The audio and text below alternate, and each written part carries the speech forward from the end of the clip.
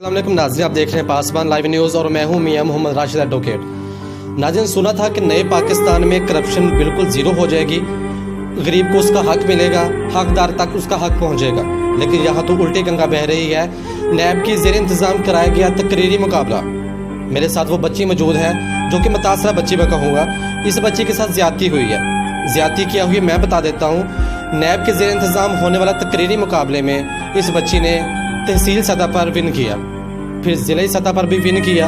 اب یہ مقابلہ ڈویژن سطح پہ ہونا تھا۔ اس بچی کو تاریخ دی گئی 12 تاریخ۔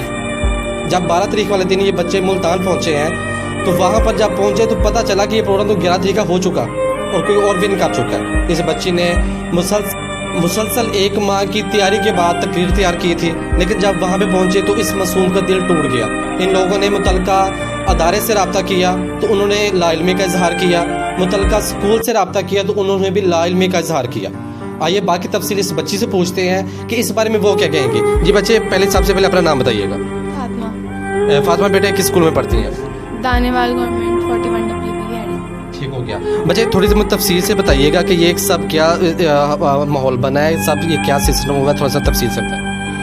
میں نے اسپیچ کمپٹیشن میں حصہ لیا تھا جو کہ نیب کی طرف سے تھا، اور اس کے لیے میں نے تحصیل لیول میں فرسٹ پوزیشن لی اور ڈسٹرکٹ پر بھی فرسٹ پوزیشن لی، جس کے بعد ڈویژن کی ڈیٹ ہمیں 12 بتائی گئی تھی۔ جب ہم 12 تاریخ کو ملتان گئے تو ہمیں پتہ چلا کہ جو مقابلہ ہے وہ 11 کو ہو چکا تھا۔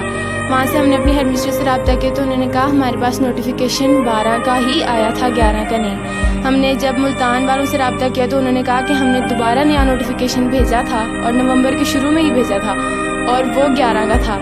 جب ہم نے واپس اسکول ہیڈ مسٹر سے رابطہ کیا، انہوں نے کہا کہ ہمارے پاس 11 کا نوٹیفیکیشن نہیں آیا، صرف 12 کا ہی تھا، اور وہاڑی جو نوٹیفیکیشن پہنچا ہے وہ 12 کا ہی پہنچا ہے، 11 کا نہیں پہنچا۔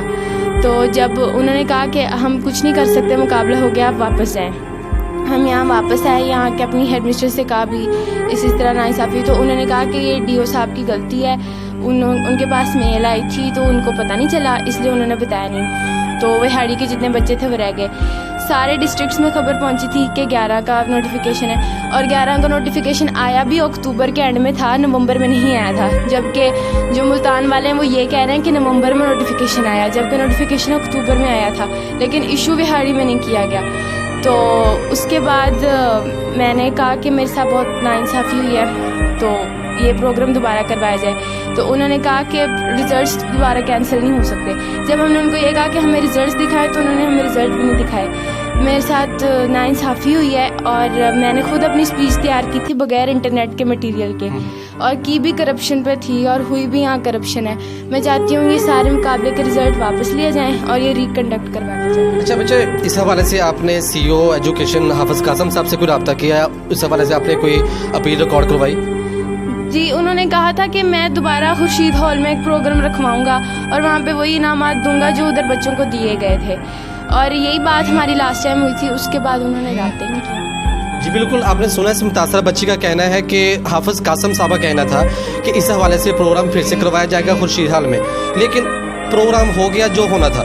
جو بچی کا ٹیلنٹ تھا وہ اس کے اندر ہی رہ گیا، جو بچے کا دل ٹوٹ گیا اس کو کون جوڑے گا؟ حافظ قاسم صاحب اپنی جگہ پر ٹھیک ہے، میڈم اپنی جگہ پہ ٹھیک ہے، لیکن اس معصوم بچی کا جو مستقبل تھا وہ تو داؤ پہ لگ گیا۔ اس بچی کا جو کانفیڈنس تھا وہ لوز ہو گیا۔